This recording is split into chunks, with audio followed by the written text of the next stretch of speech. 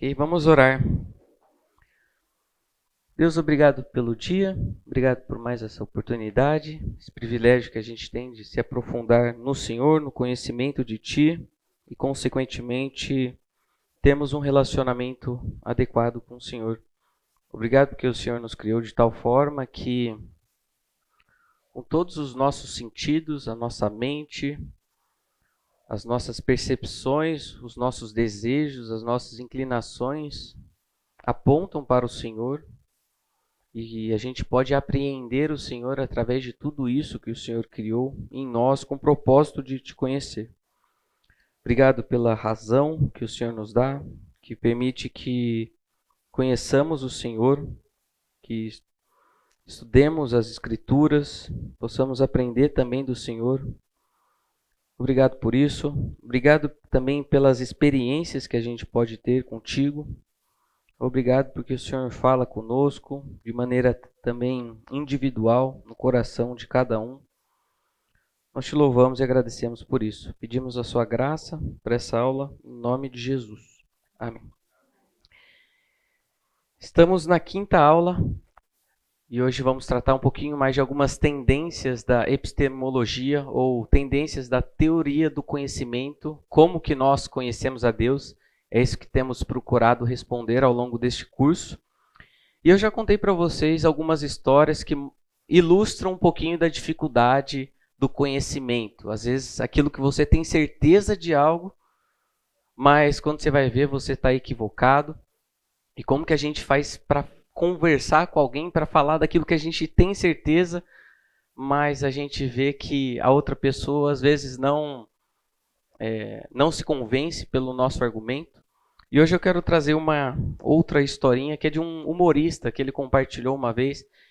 Naquela época, vamos dizer, uns 10 anos atrás, quando não tinha Netflix e tudo mais, você queria assistir um filme, você tinha que, lá na sua TV, você comprava um filme e depois de tanto tempo aquele filme seria disponibilizado em determinado horário. Aí a pessoa foi lá, comprou o filme que ia passar, tal horário, e aí ele fez pipoca, ficou pronto e o filme não começava. Ele começou a achar estranho, ele foi lá, ligou, acho que era para a NET, que ele tinha comprado o filme pela HBO e o filme não começava. Aí ele ligou, aí ele falou, moça, muito obrigado, seu filme vai ficar pronto, vai ficar disponível entre 2 e 20 horas. Falou, moça, daqui 20 horas eu não vou querer assistir esse filme. Não quero agora. Aí ele falou, moça, aqui não posso fazer nada, sei lá o que. Ele falou, moça, o homem já foi para a lua. O homem já clonou uma ovelha. Aperta esse botão e disponibiliza o filme para mim, por favor. E ali começou a ser grosso com a atendente e tudo mais. Aí só naquela grosseria, ela falou, moço, infelizmente não posso fazer. Aí aquela demora tudo. Aí em algum momento a mulher fala, então quer dizer que o canal 186 não está funcionando? Não está aparecendo nada para você? Aí ele, canal 186? Tá. Aí ele viu que ele estava no canal errado o tempo todo e o filme dele já tinha começado e ele já tinha perdido o filme que ele tinha comprado. Isso mostra um pouquinho, isso ilustra um pouquinho a dificuldade que nós temos às vezes em algumas situações que nós achamos que sabemos e que temos a certeza de alguma coisa, mas que depois a gente vê que, eita, alguma coisa nesse meu processo de conhecer deu errado. E falando sobre o conhecimento de Deus, essa semana eu me deparei com um post no Instagram de uma pessoa conhecida, não de vocês, e que ele postou aqui assim, fala comigo, Senhor. Aí a pessoa chama Orlando. Ele não vai assistir esse vídeo, então não tem problema. Orlando, aqui. Fala comigo, Senhor, foi o clamor dele. O carro que encontro no farol seguinte. Aí a placa RLX OE36. Aí o que ele entendeu dessa mensagem foi, relaxa, Orlando. Eclesiastes 3:6. Que diz, tempo de buscar e tempo de perder, tempo de guardar e tempo de deitar fora. Alguém faz isso também? E a gente já se questionou um pouquinho nas aulas anteriores o que Deus pode e o que Deus não pode fazer. Deus pode se comunicar e se dar a conhecer algum dos seus desígnios de maneira extraordinária e específica e especial para uma pessoa? Sabemos que sim, não há nada na Escritura que vá falar, não, ele não pode fazer isso, mas os cuidados que a gente tem que ter nesse processo de normatizar, falar, não, se está escrito isso, então é da parte de Deus. A gente falou sobre sonhos que as pessoas têm de Deus, supostamente, né, da parte dele, profecias, visões, coisas que acontecem no meio do caminho, que a gente viu que Deus é todo-poderoso, ele pode fazer o que ele quiser. E quando eu trouxe um vídeo do Jonas não, calma, não é do Jonas, do Augustus Nicodemos, ele fala, não, Deus pode fazer essas coisas, sabe, vamos dizer, uma profecia individual, ó, instruir de alguma maneira, mas ele falou que a gente devia olhar para isso até como um milagre. E semana passada a gente abordou a tendência epistemológica que a gente chama de racionalismo, em que nessa teoria do conhecimento nós estamos lidando com um sujeito que está buscando conhecer alguma coisa, que é o objeto, e ele faz isso através de algum critério. Então temos aqui as três tendências da epistemologia. E o racionalista, ele é aquela pessoa que vai idolatrar ou que vai levar muito mais em consideração o critério que a pessoa conhece. Então, a razão que vai ser o critério para conhecer. E um dos problemas que eu levantei ali, uma das implicações, é quantos de vocês aqui poderiam me fornecer evidências da sua crença em Deus? Quando vocês se converteram, foi por meio de evidências racionais? Você fez uma pesquisa, coletou informações, juntou dados, aí você falou, não, agora eu vou ter crença em Deus. E quando as pessoas vão falar que os cristãos não são racionais, eles estão pensando um pouco nisso. Porque a pessoa muitas vezes vai depositar sua fé em Deus não através de argumentos, persuasão, evidências. Às vezes ela cresceu em um ambiente em que os pais foram ensinando. Aí a crítica é, se aconteceu dessa maneira, a sua crença não é racional. Então essa pessoa, olha aqui para aquela adolescente que cresceu num lar cristão, foi criada, e ela crê em Deus, vive com Jesus. A crença dessa pessoa, ela não faz ideia dessas investigações arqueológicas, essas descobertas. Ela não tem esse conhecimento. Ainda assim, a crença dela é racional, justificada, legítima, fundamentada ou procedente? A resposta, sim. E a gente vê pela maneira que Deus nos criou para formar essa crença. Então, eu disse que essa seria uma das teses do Alvin Plantinga, de mostrar que se Deus é verdadeiro, logo a nossa crença nele, independentemente dessas investigações e pesquisas, ela é racional. E ele lança a mão ali da Bíblia, do Espírito Santo e da fé. Uma outra questão que eu ponderei com vocês, quando a gente abordou as evidências, e muitas vezes o papel que as pessoas dão à evidência, a evidência que seria, vamos dizer aqui, parte desse objeto, mas eu apontei o critério que eles usam para olhar aquelas evidências. Ou seja, vamos olhar racionalmente as provas que nós temos. E eu quis apontar como que essas evidências são insuficientes. Eu mostrei exemplos de pessoas na Bíblia que tinham muita pouca informação sobre Deus. Mas aquilo que elas sabiam foi suficiente para elas se entregarem, viverem com esse Deus, se renderem. Então é o caso de Raabe, Abraão e tantos outros. Por outro lado, nós, deste lado da história, neste momento, nós sabemos o que Deus já fez lá atrás. Nós sabemos o que Ele fez em Cristo Jesus. A gente sabe do nosso destino eterno e a gente sabe qual que é o fim de todas as coisas. E ainda assim, o ser humano vira para mim hoje e fala: eu não posso crer em Deus porque eu não tenho informação suficiente. Ou, não sei, tem coisas de Deus que eu não entendo. Então, esse é apenas uma volta nas aulas anteriores para nós entrarmos na aula de hoje abordando um pouquinho sobre a tendência empirista e subjetivista. Eu vou explicar o que cada uma significa e talvez pelo tempo a gente fique apenas na empirista. E se eu conseguir abordá-la somente, já ficarei satisfeito. Como que a gente vai abordar o empirista?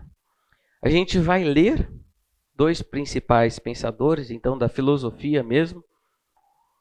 Vamos fazer uma análise crítica ali daquilo que eles propõem e vamos ver se há algum espaço nessa nossa investigação por Deus, nesse nosso processo de conhecer a Deus, se tem espaço para esse empirismo, que seria o que o empirismo? Seria o envolvimento com o objeto. Então, é uma forte ênfase na experiência. Então, é isso que o empirismo estará idolatrando. O dicionário de filosofia define assim, que empirismo é a corrente filosófica para o qual a experiência é o critério ou norma da verdade, considerando-se na palavra experiência no significado. Então, falou empirismo, lembra que é experiência. Então, o racionalista, por um lado, ele vai falar que o ponto de partida para começar a ter o seu conhecimento, deixando tudo de lado, vai ser, lembra, o penso, logo existo, e ali ele começa a sua investigação, é a razão. Aqui o ponto de partida para o empirista é a experiência.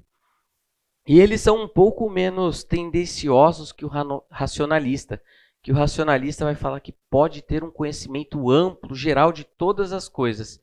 Eles não vão clamar para si tamanha,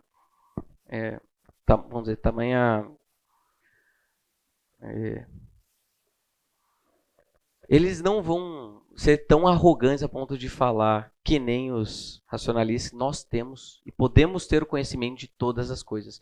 Então, tem algumas questões do conhecimento que serão suspensas.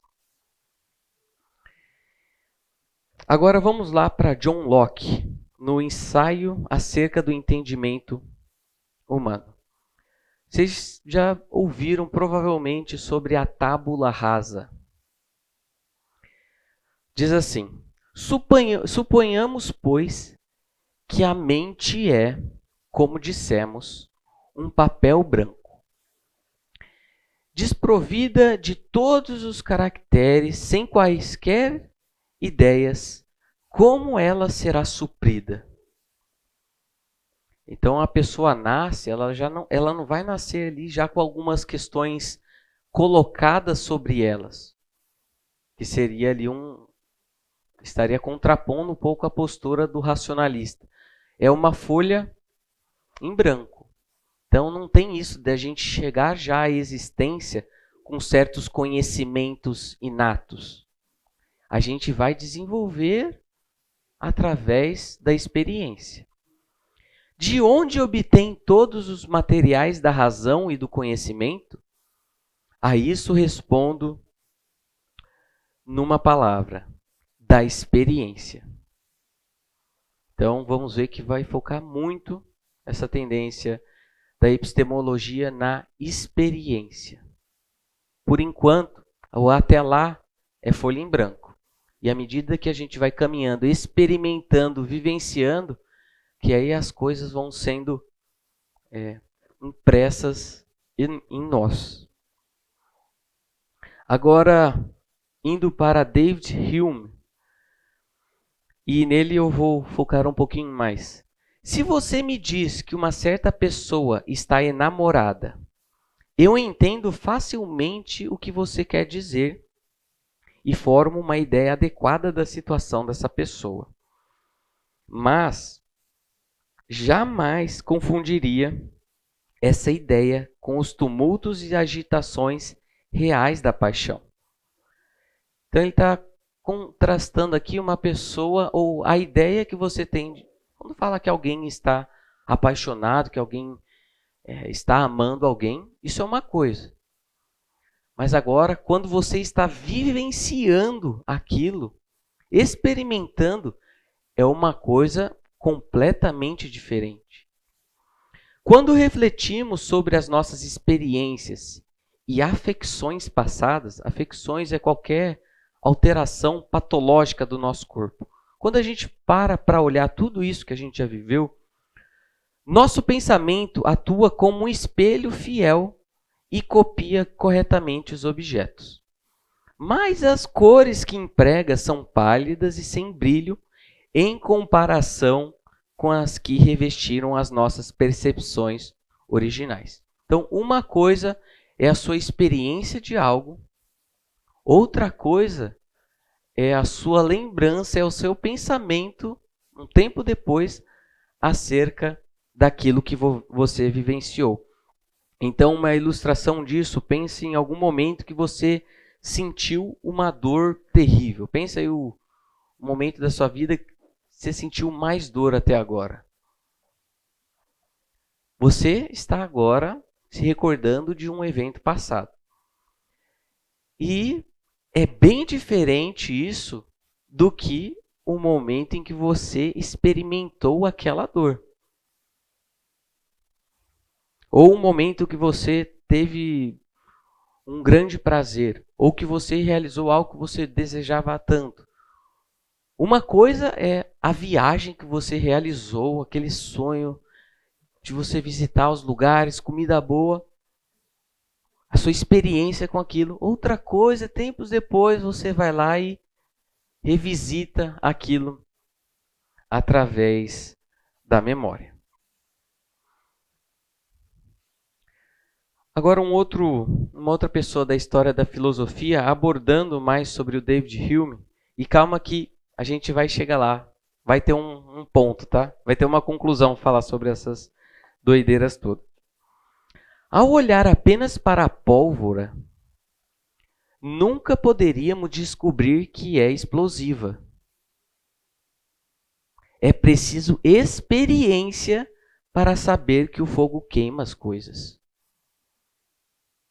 Mesmo as mais simples regularidades da natureza não podem ser estabelecidas a priori, ou seja, sem uma experiência anterior. Ou seja, tá? Olha aqui a tábula rasa. O conhecimento vem depois, você não nasce com ele. Porque uma causa e um efeito são dois acontecimentos totalmente diferentes e um não pode ser inferido do outro. Uma charge aqui não dá para ler muito bem, mas eu vou explicar. Temos aqui, parece o Homens da Caverna, em que um vai lá e joga uma pedra na cabeça de outro. E parece que depois tem uma pessoa que está ali levantando alguns dados, levantando algumas informações. Pessoa feliz, pessoa alegre. E ali vem a conclusão. Isso quer dizer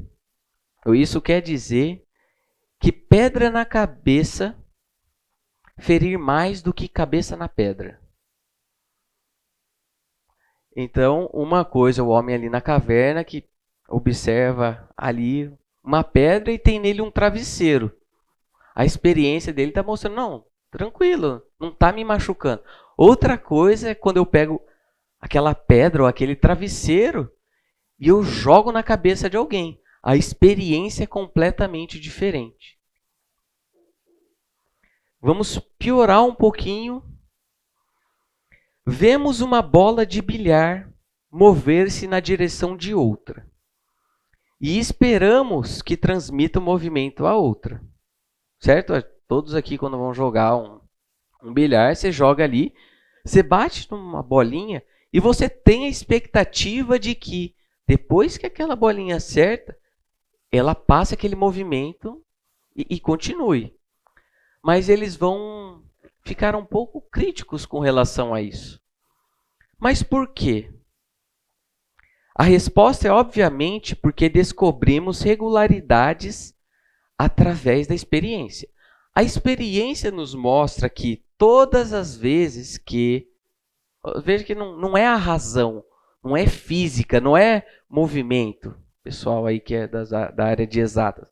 Não é isso que está em jogo, é experiência. Nós observamos em todas essas partidas que, quando a gente joga, tem movimento. Então, experiência. Mas Hume leva a sua indagação mais além. Mesmo depois de termos a experiência das operações de causa e efeito, lembra da bolinha, teve uma causa, teve um efeito. Pergunta: que bases existem na razão para inferir conclusões dessa experiência? Ou seja, eu acho que vocês estão sendo precipitados a tirarem conclusões da experiência. A experiência apenas nos dá informações sobre ocorrências passadas. Então agora você vai jogar o bilhar e você vai ter que suspender ali a sua avaliação. Não é porque sempre aconteceu assim que vai acontecer no futuro.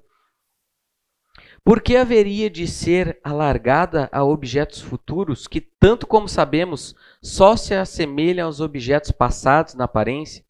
O pão alimentou-me no passado, mas que razões tenho para acreditar que o irá fazer no futuro? Então, acho que aqui, até esse momento da aula, aquele momento mais denso mesmo, trazendo um pouquinho desses dois filósofos. E agora a gente vai ficar mais tranquilo, vai ficar com mais aplicação. Mas a pergunta que eu tenho para vocês é: que tipo de postura isso nos levará? Se a gente não pode olhar ali para a experiência e ver que sempre aconteceu dessa maneira, fala: não, eu tenho que suspender o meu julgamento. A que postura isso leva o ser humano? Ceticismo. O que é uma pessoa cética, Éder?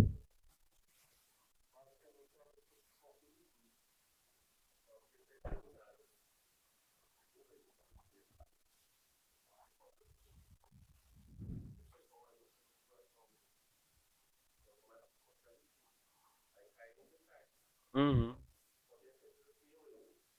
Uhum. Então, isso daqui vai gerar uma pessoa cética. E você vai conversar com ela e ela...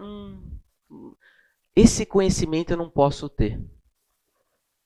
Então, muitas vezes a gente lida com algumas pessoas que têm essa postura de ceticismo com relação a Deus.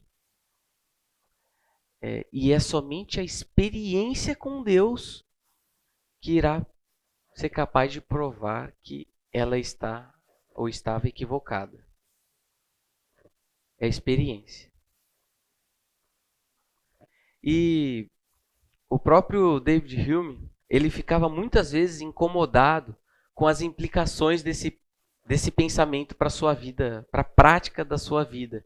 Mas ele mesmo falava que ele dizia que uma boa partida de gamão podia banir tais preocupações por algum tempo. Então vinha aquele momento de pensamento assim que você ficava louco. Não, deixa eu me distrair aqui porque a conclusão que eu tô chegando na vida prática, ninguém passa. Ele vai estar coberto de incoerências. E uma aplicação nesse momento aqui, quando a gente lembra aqui da bola de bilhar, é que muitas vezes nós também somos céticos na nossa vida com Deus. Quantas foram as situações ou aqueles momentos em que você experimentou e comprovou da graça, da bondade, do sustento em algum momento difícil. E você fala, nossa, Deus me livrou, Deus me salvou, Ele não me deixou entregue ali no poço, Ele fez alguma coisa. Nossa, esse Deus então, olha o que Ele fez nessa situação, estou chocado. Aí você vai e vive a sua vida. Depois você se depara com uma outra situação, diferente um pouco, mas também aparentemente impossível de ser resolvida. O que você faz nesse momento? Parece que a gente não traz as informações que a gente tem acerca de Deus. Parece que esse foi o problema do povo no deserto também. Tanto conhecimento de Deus que eles tiveram, com muita experiência. Mas diante de algum empecilho, de algum problema, da falta de uma água, da falta de uma comida, eles eram incapazes de trazer à memória que, não, o Deus que fez aquilo é o Deus que vai fazer aqui, é o Deus que está comigo. Então a gente olha David Hume e acha um absurdo as coisas que ele está falando. Mas quando a gente olha para a nossa vida com Deus, a gente também traz esses traços de ceticismo.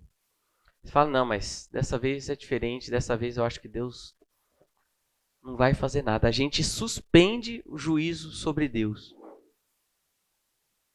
E a única coisa que irá fazer-nos mudar de ideia, para ver se eu confio em Deus, se vale a pena, é se Ele chegar naquela situação e de novo superá-la. Aí você fala, nossa, agora eu estou bem, agora eu acho que eu já aprendi suficiente com Deus. Aí você segue sua vida, um tempinho depois você encontra alguma coisa, de novo. Então, temos práticos da gente trazer na nossa vida, nos mais diversos momentos, aquilo que a gente já conhece sobre Deus. E evitar esse momento de ceticismo com relação ao seu caráter. Até aqui, alguma questão? Alguma contribuição?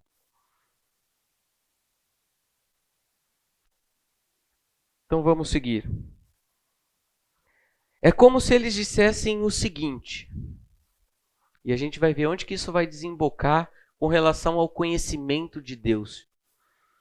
Verifiquem as suas hipóteses indo aos fatos. Eles vão falar bastante isso. Então, vai lá, olhem os fatos. Experimentem, observem, meçam. Gradativamente, os fatos observados irão acumular-se formando um confiável corpo de conhecimento. Então, para eles, essa investigação empírica da experiência pode trazer um conhecimento um pouco mais seguro. É observável. Se você não concorda com alguma teoria, vai lá, checa, vai lá no laboratório. Os fatos estão aí para todos verem. Simplesmente compare a teoria com os fatos. E a gente viu que não é tão simples assim aquilo que eles alegam. Vai lá, olhe os fatos, olhem as evidências, porque a gente viu que por detrás das evidências e dos fatos tem sempre um sujeito que está procurando conhecer alguma coisa. E vamos ver daqui a pouco que esse sujeito carrega consigo uma série de pressuposições, critérios, preconceitos. Então não existe, não tem como a gente olhar ali para o fato bruto com esse distanciamento aqui. Não tenho nada a ver, a gente só vai olhar o fato. Tanto é que quando algum cientista está comprometido ali com alguma conclusão, ele quer defender tal coisa. Se ele acha algo contrário daquilo que ele está pesquisando, ele só não leva em consideração. E ele vai buscar ali, ele vai pincelando vários momentos que corroboram com aquilo que ele está defendendo. Então é muita ingenuidade a gente achar que os fatos, não, existem os fatos ali. Vamos olhar somente estes fatos. Quais são os pontos negativos dessa tendência? E é claro que há pontos positivos. Eu trouxe para vocês uma definição de que conhecer a Deus para o cristão é estar envolvido com o objeto. A gente vai abordar isso em aulas, aqui 2 aulas, mas é estar envolvido com o objeto. Então, se você conhece a Deus, se você tem relacionamento com Ele. Então, tem o lado da experiência, do relacionamento, do contato. Mas eu quero focar com vocês somente, por questão de tempo, somente com os pontos negativos. E quando a gente for fazer uma ligação das escrituras, da Bíblia, a vida com Deus, com o empirismo, aí a gente também vai lançar mão de algum dos pontos positivos. Vamos lá. Os pontos negativos. Conhecemos muitas coisas que não checamos e que não poderíamos checar por nós mesmos. Em muitas áreas, aceitamos o testemunho daqueles em quem confiamos, mesmo que não possamos verificar as coisas por nós mesmos. Então, às vezes, seu pai, sua mãe ou alguma autoridade na sua vida te diz: não faz isso porque isso não é bom. Isso vai ser prejudicial para você. Às vezes a gente, aceita o seu testemunho, vou seguir o que você está falando. E você toma isso como um conhecimento. Mas a gente percebe essa tendência empirista, tem criancinha, quando você fala para não colocar o dedo na tomada. Existe ali uma autoridade que está falando, não faça isso. Que está falando, não come 200 brigadeiros da festinha do seu amigo. Que está falando um monte de coisa. E parece que a criancinha toda cética ali. Não, mas por que não? Quem você pensa que é para falar que não? Eu vou fazer o que eu quero. Aí você vai lá e pá. Então nós conhecemos. E você não precisa sair por aí fazendo tudo que há de errado, tudo que já te falaram para não fazer. Não, deixa eu ver se isso daí se é assim mesmo. Por exemplo, a tendência aqui não é ofender ninguém. Mas se você ouve a vida toda as pessoas falando do carro da marca Renault, e você vai lá e inventa de comprar um Kwid. E as pessoas falando para você o tempo todo, não, vai explodir esse carro. Você vai estar ali a 60 por hora, aqui dando um exemplo. Você tem algum carro assim, que está todo mundo. Você fala, não, eu quero ver. E você, às vezes, quebra a cara. Eu lembro do Hernandes Dias Lopes uma vez falando que às vezes a gente ouve testemunhos de conversão que são extraordinários, né? E aí a gente fica achando que a nossa conversão foi meio michuruca, porque aquelas pessoas que passaram por coisas terríveis na vida e de repente se encontraram com Cristo e mudou tudo, né? Ele fala, e ele diz: glória a Deus por você ser um Timóteo, que foi educado nas Sagradas Escrituras e não precisou passar por tudo isso para se encontrar, né? Então, às vezes a gente acaba achando que virtido, né? Essas coisas todas, essas experiências e tal, é muito maior, mas a conversão, eu lembrei você falando, né? De que às vezes a gente nasce num berço cristão, vai indo, e você tem aquilo sem precisar ser confrontado, simplesmente você, né, seguiu os conselhos, seguiu a palavra. A gente olha com inveja do fundo do poço que a pessoa viveu por algum tempo, para a gente ter essa história maravilhosa para contar, né? E às vezes, não, qual que é o seu testemunho? Não, você não fez nada. Não, mas e os pecados, as coisas monstruosas? Nunca matou, roubou, nem... Não, cresci na igreja. Tem pecado até aí, essa inveja pelo testemunho. Porque é a história que Deus quis escrever, que Deus quis que a pessoa vivenciasse. Legal. Alguns têm feito a denúncia de que o cristianismo não tem a possibilidade de ser verificado e que, portanto, não é digno de consideração. A gente abordou um pouquinho disso na primeira aula. A gente vai estudar Deus. Tá, mas como que a gente vai fazer isso? Não tem como pegar Deus e você coloca ali no microscópio e vai... Envolvem outras coisas que eles não estão dispostos a aceitar. Eles colocam-se os requerimentos dele. Não, eu quero que o conhecimento de Deus venha através disso. Se eu não posso comprovar ali, vamos dizer, empiricamente, aí não dá. Ou se eu não tiver uma experiência extraordinária, fora do comum com Deus, aí não vai ser válido não. Nada vai me convencer que Deus existe, a não ser se tal coisa acontecer. Um amigo do seminário uma vez contou que ele estava em dúvida com relação à existência de Deus. Ele pegou um copo de água e ele orou: Deus, se o Senhor existe, transforma essa água em vinho. E sabe o que aconteceu? Nada. Não aconteceu nada. Mas depois ele creu. Outro ponto negativo: os sentidos enganam. A sua experiência, às vezes, pode te levar a alguma conclusão que está fora do que de fato é. Vocês têm alguma história aí? Lembra de algum momento em que o seu sentido te enganou?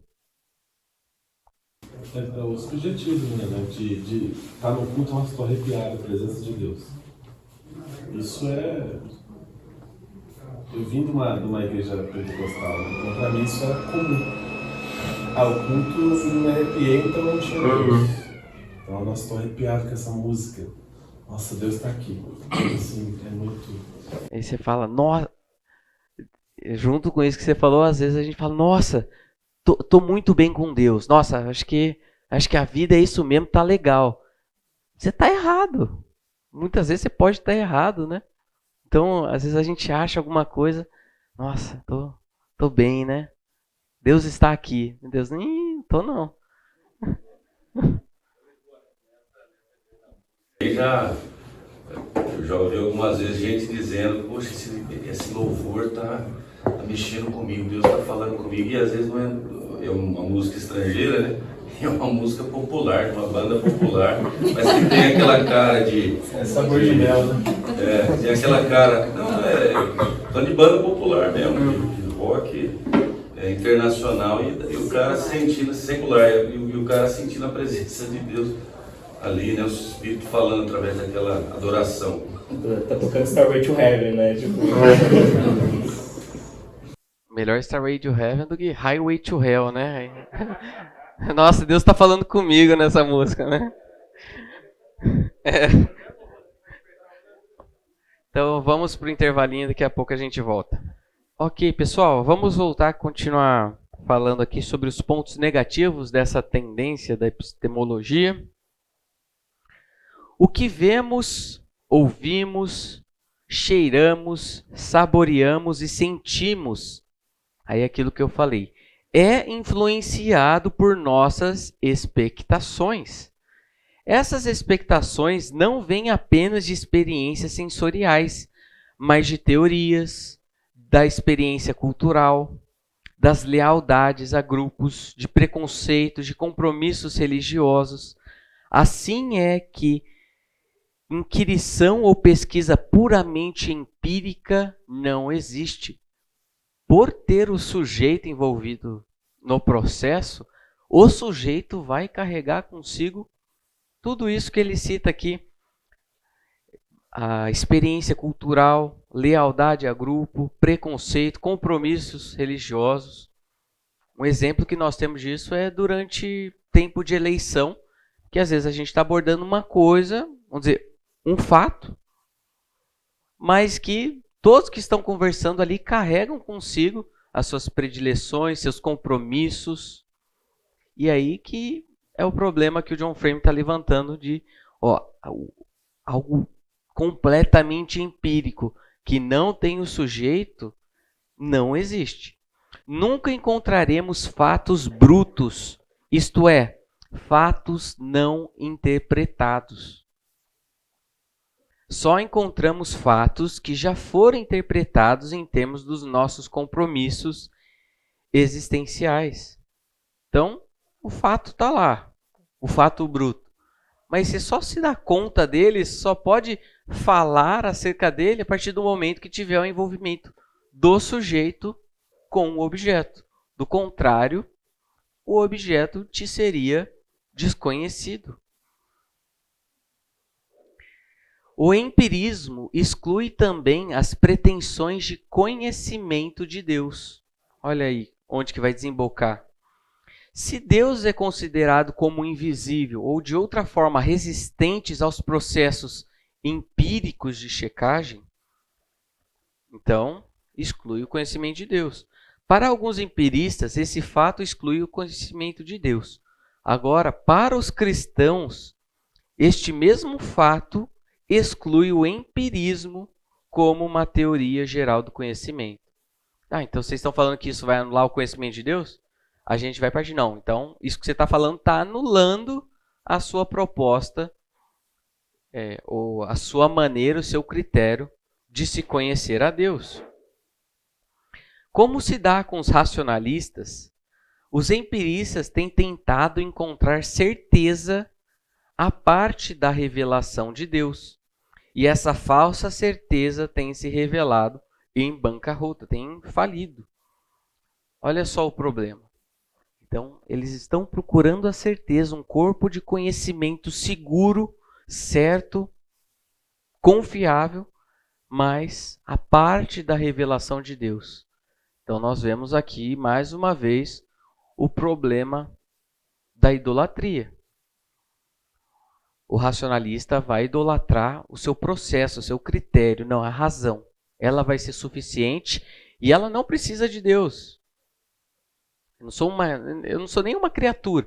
Eu posso até depois, no processo, perceber a existência de Deus, mas através da razão. Então, Deus só vai entrar depois, nunca antes. Eu não vou pressupor nada. E aqui eles estão idolatrando a experiência. Então, sobre esse ponto de partida, para eles, experiência, para o cristão, é a revelação de Deus. Então, tivemos aqui apenas alguns dos pontos negativos do empirismo.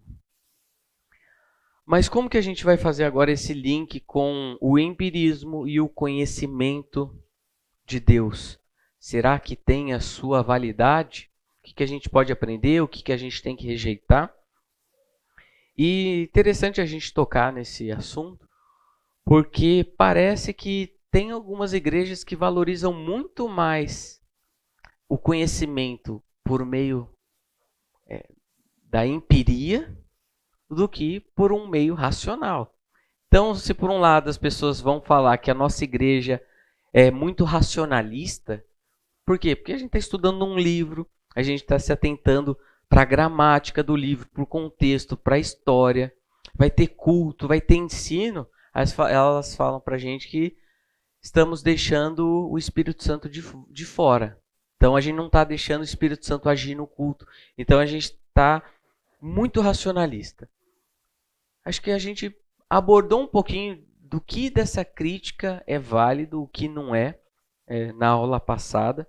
Eu acho que tem um espaço para uma crítica dessa, quando as pessoas acham que se relacionar com Deus é se relacionar com um livro, que não é.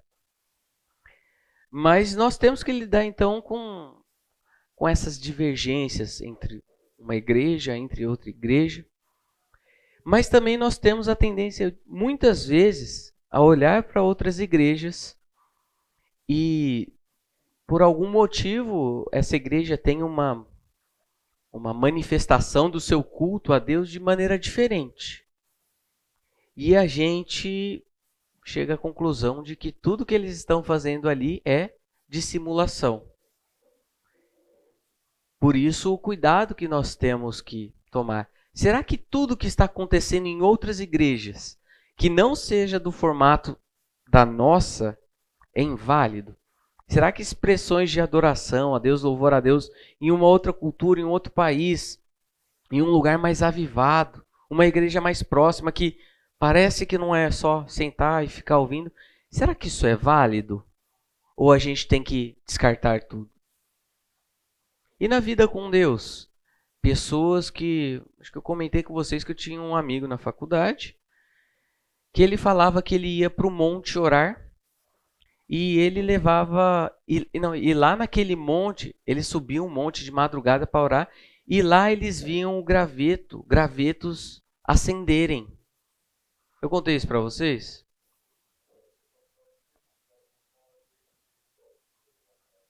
Tá. Tá, então foi em algum outro contexto. Mas ele vinha para mim todo empolgado, todo animado para falar que ele tinha subido um monte com o pessoal da igreja e eles oraram. E lá eles viram o graveto, o pauzinho, brilhando, se acendendo. E eu, na época da faculdade, olhava aquilo. Eu era bem mala com esse amigo, sabe?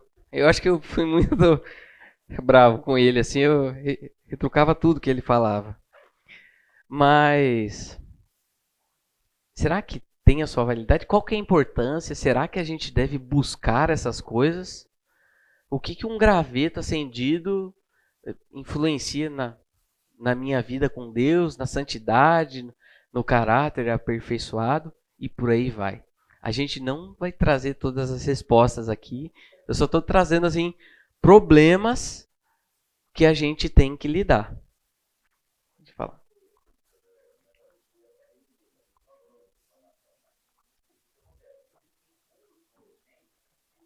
Não dá uma... Não, deixa eu saber que era... Eu tava achando que era de...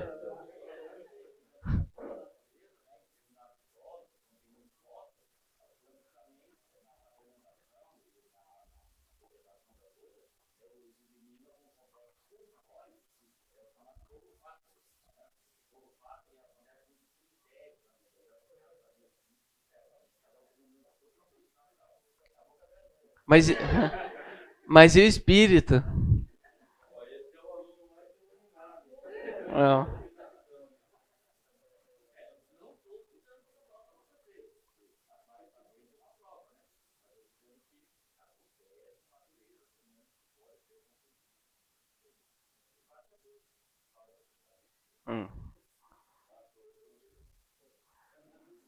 Obrigado pela explicação. Acabou com a fé do meu amigo. Não, vou mandar amanhã já. Mas vamos ver. Salmo 34:8. Provem e vejam como o Senhor é bom. Como é feliz o homem que nele se refugia. A gente percebe, portanto, que há uma aproximação do sujeito com o objeto. Nós sabemos que essa aproximação se dá por meio de Cristo, essa criatura caída, infinita, pode se aproximar pela graça, mediante a fé, a esse Deus, e ter intimidade, ter comunhão. Então, olha só, a gente abordando um pouquinho aqui da validade da experiência e do relacionamento do cristão com Deus. Como eu disse, conhecer a Deus é estar envolvido com o objeto. Então, a gente não sabe de Deus, a gente não sabe acerca de Deus algumas coisas que falaram, e você só tem informações que você carrega sobre esse Deus. Você vive com Ele, você caminha, Ele está no seu dia, você anda com Deus, assim como Enoque andou.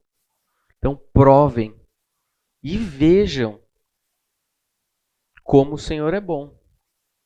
Como que você vai provar tudo isso? Experimentar, comprovar a bondade de Deus à distância. E como é feliz o homem que nele se refugia. Olha aqui as expressões de proximidade. E vamos agora abordar talvez o caso mais conhecido quando a gente fala sobre este assunto. Talvez esse personagem veio à sua mente no decorrer dessa aula. Vamos olhar para Tomé. Abram lá em João capítulo 20. Eu vou projetar aqui também, mas se você quiser acompanhar.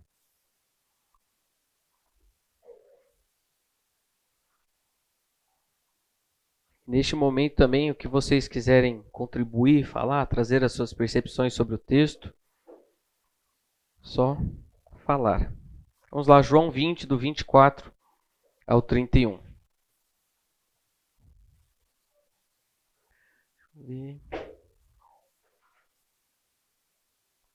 Calma que esse daqui é um outro versículo.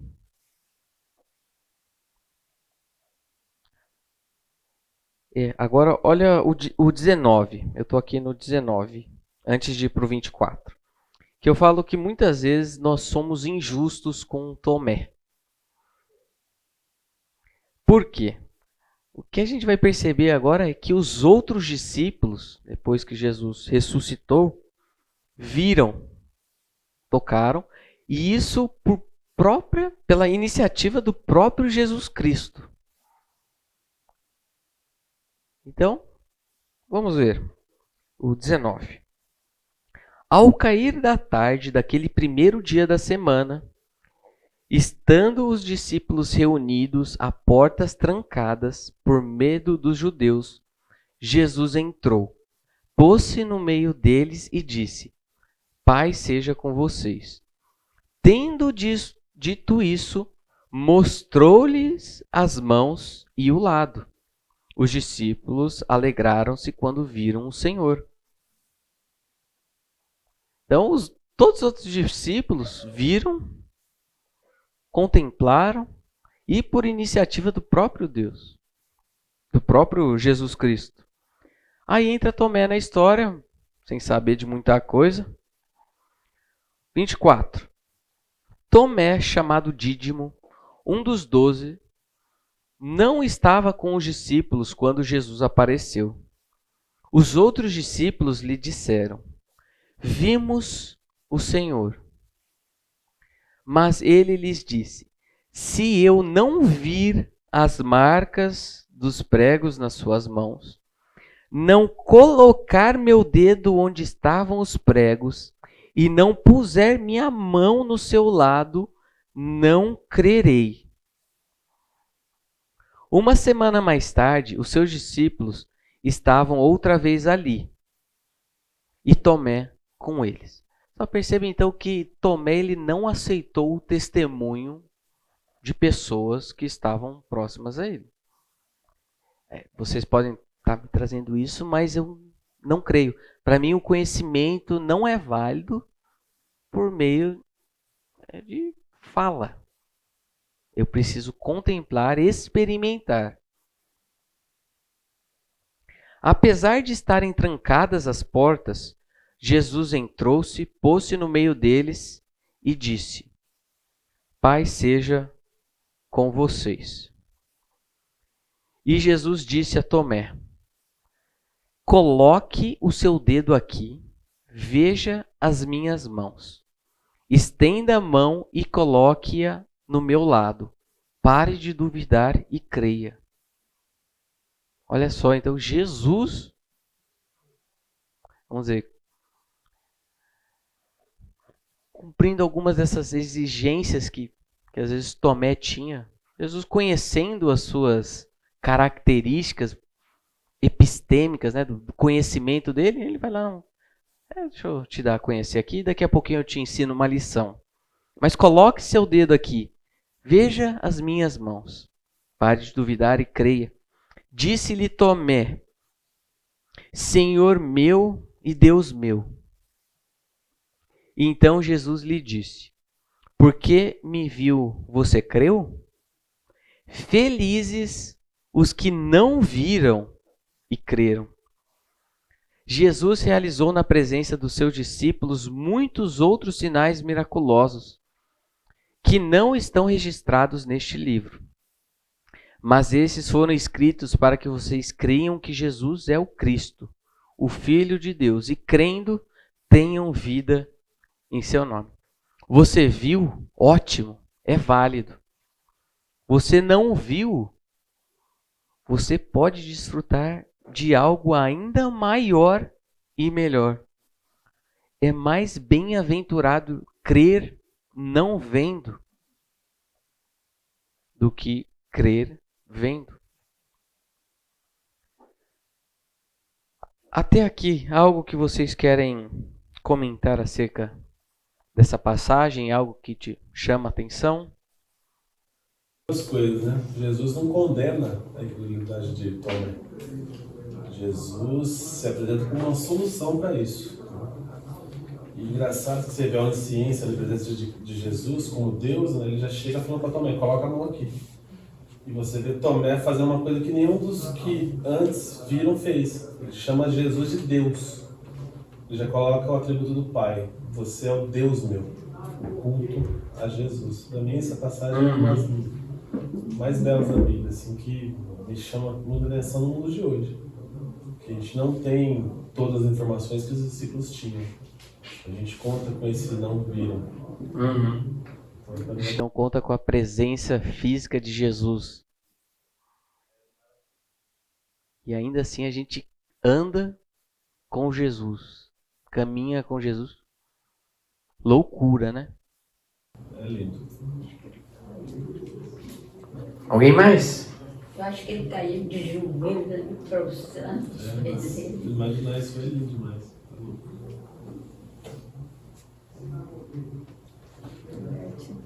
Meu Deus.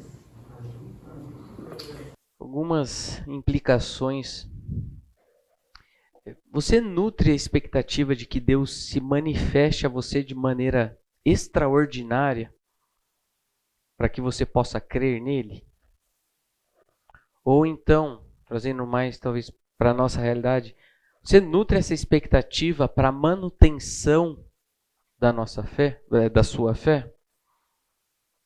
Aquela expectativa que a gente tem de Deus, eu preciso o tempo todo desses sinais, dessas manifestações, senão para mim não vai ser válido, não.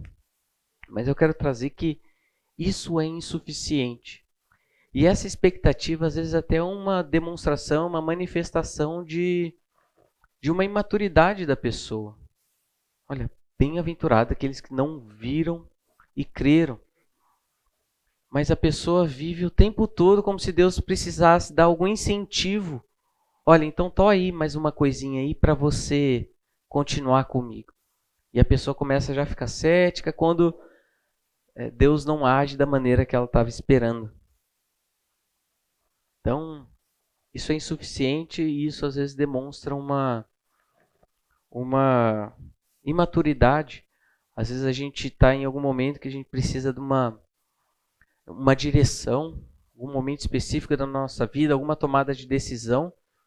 E ao invés de apelar para aquilo que a gente já conhece, vamos dizer, de conselhos de pessoas mais sábias, leitura da Bíblia, de oração, observar os princípios bíblicos, avaliar pontos positivos, pontos negativos, às vezes as pessoas vão recorrer aos misticismos da vida. Elas precisam de alguma comprovação empírica. Então temos o caso lá de Gideão. Não sei se vocês lembram que Gideão? Né? Que vai colocar ali o algodãozinho, ele passa uma série de critérios para Deus cumprir. Ó, se fizer tal coisa, se estiver molhado é isso, se não tiver é aquilo. E tem pessoas que ainda hoje agem de determinada maneira. A gente vê que teve a maneira em que Deus mostrou os seus desígnios para as pessoas, às vezes teve a sua o seu momento apropriado, urim, tumim, sortes, visões, alguma coisa mais física. Pessoas tiveram isso. E as pessoas trazem essa realidade daquilo que era inferior, elas trazem a realidade e vivem na expectativa disso. Então tem pessoas que até hoje fazem esses tipos de testes com Deus. Eu já fiz uma vez isso. Não deu certo? Não deu. Mas, colocar um negócio aqui, se acontecer tal coisa sim, se acontecer tal coisa não. Cuidado. E isso, mais uma vez, um sinal de imaturidade. João 14, 21. Quem tem os meus mandamentos e lhes obedece, esse é o que me ama. Aquele que me ama será amado por meu Pai, e eu o amarei e me manifestarei a ele, me revelarei a ele. Perceba então a experiência, a vida com Deus, com intimidade, com proximidade. Uma outra implicação, e aqui eu acho que é algo que a gente precisa parar para pensar um pouquinho mais, algo que eu tenho pensado mais também ultimamente, é sobre o que a gente leva em consideração para chegar à conclusão se a pessoa é convertida ou não. Porque muitas vezes a gente está em alguma rota, está conversando, ou está até na igreja, e às vezes a gente pressupõe que todo mundo ali à nossa volta é crente. Ou a pessoa com muito pouca idade, está ali com seus 8, 7 anos, bem pouquinho, ela vai lá e ela fala algumas coisas. Ela tem a resposta certa para a pergunta que a gente tem. O adulto, às vezes, tem a resposta certa. Pra onde você acha que vai quando morrer? Acho que vou para o céu. Por quê? Se a pessoa responde, porque eu creio em Jesus Cristo, que Ele morreu pelos nossos pecados e tudo mais. A gente fala, então beleza, passou no teste. A pessoa é convertida, vou dar um check aqui. E eu quero trazer para vocês que há alguns outros elementos que a gente tem que estar atento. Não que a gente aqui é o juiz da conversão das pessoas, né? A ideia não é sair para... Vamos fazer um levantamento de quantas pessoas são de fato crentes. Não é este o propósito. Mas às vezes a gente percebe muitas pessoas que têm as respostas adequadas, mas elas não tiveram as suas afeições transformadas. Isso é algo que o Jonathan Edwards vai falar bastante, que a conversão é mais do que um entendimento, vamos dizer, intelectual de algumas proposições. A resposta certa. Uma criança de 5 anos sabe dar a resposta certa. Ela que foi ensinada pelos pais desde cedo, ela dá a resposta certa. Mas a gente percebe muitas pessoas que com respostas certas não amam a Deus. Elas não acham belo aquilo que Deus acha belo. Ela não acha feio e detesta aquilo que Deus odeia e detesta. Ela não tem prazer em Deus, na vida com Deus, em passar tempo com Deus. A pessoa fica naquele estado de apatia com o Senhor. Então a nossa conversão ela é acompanhada também com uma mudança do nosso interior, das nossas afeições. E neste momento parece que muitas pessoas chegam a um conhecimento de Deus que os diabos possuem. Sabe que Deus existe. Conhece verdades das Escrituras. O diabo usou na tentação com Jesus passagens da Bíblia. Tem o conhecimento, mas isso não leva o diabo a amar a Deus, a sentir prazer nisso. Pelo contrário. Mas então, às vezes, a gente olha para algumas pessoas que têm esse conhecimento de Deus que os diabos possuem e a gente se dá por satisfeito. O Plantinga vai falar algo comentando também sobre esse papel das afeições. Ele diz assim: essa pessoa pode saber, de certo modo, que Deus é belo e amável. Ele coloca entre parênteses, talvez com base na autoridade de alguém. A pessoa veio na escola bíblica, participou, está no culto, ela ouviu falar que Deus é belo e amável. Mas há um tipo de conhecimento desse encanto que ela não tem. E ele coloca entre parênteses, conhecimento experiencial. Conhecimento experiencial. E este é precisamente o tipo de conhecimento espiritual de que fala Jonathan Edwards.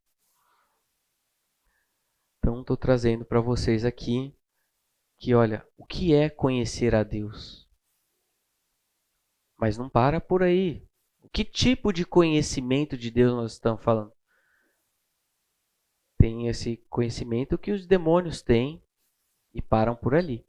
Mas então de nós estarmos atentos e olharmos para a nossa vida, se nesse nosso processo de santificação as nossas afeições também estão sendo transformadas.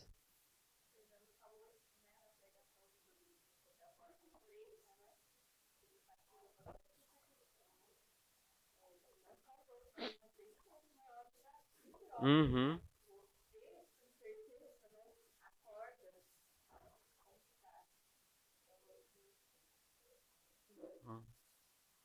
Então, nós não vamos ser os juízes da conversão alheia. A gente pode estar atento a isso, a maneira que a gente lida ali nos nossos ministérios, na criação dos nossos filhos, que às vezes a gente se dá por satisfeito porque chegou à conclusão que o diabo chegou, mas vamos além. Então tem uma importância nesse aspecto, mas o foco principal, vamos olhar para nós mesmos, porque as nossas afeições também podem estar desreguladas. Você vive uma realidade futura no presente. Você vive sob o senhorio de Cristo no presente. Santificado, vivendo debaixo do senhorio de Cristo, reconhecendo a santidade, tudo.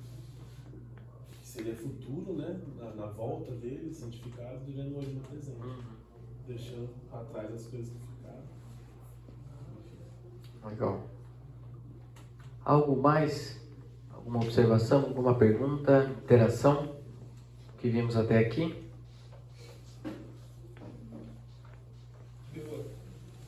Fala, João. Um comentário sobre essa questão de buscar experiências para comprovar sua fé, né? Ou acho que também tem o outro lado, né? Você buscar racionalizar muito para comprovar sua fé também de alguma forma. Tem um livro do Lewis, da Trilogia Cósmica, o livro 2, Perelandra, que ele, enfim, é uma fantasia, né? Mas como tudo do Lewis é bem religiosa. O personagem principal viaja para outro planeta, e nesse planeta é como se fosse um jardim do Éden. E aí tem Eva e tem Adão.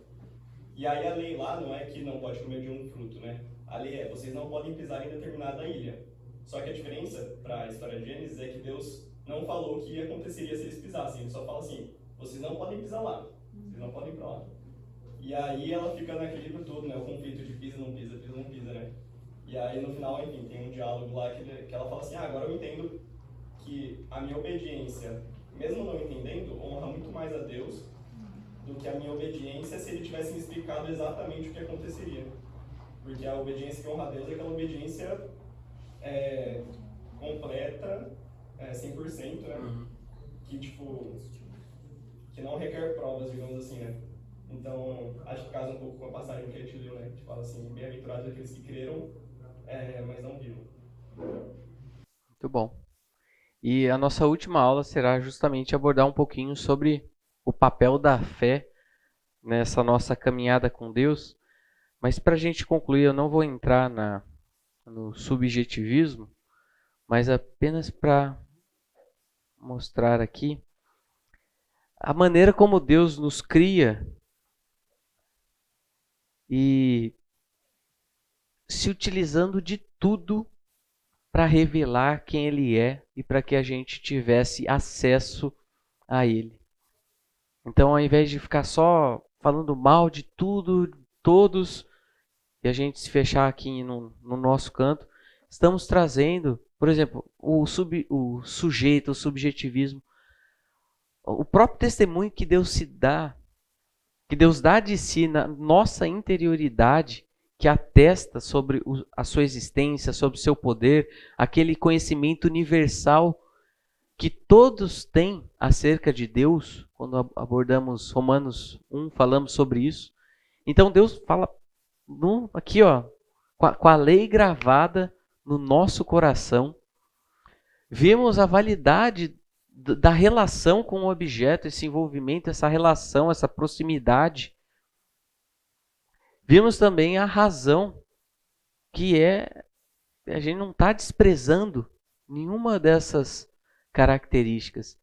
Mas nesse momento, para a gente concluir a aula, só para mostrar para vocês que Deus nos cria e cria a realidade à nossa volta de tal maneira que está tudo apontando, que deve tudo apontar para Ele.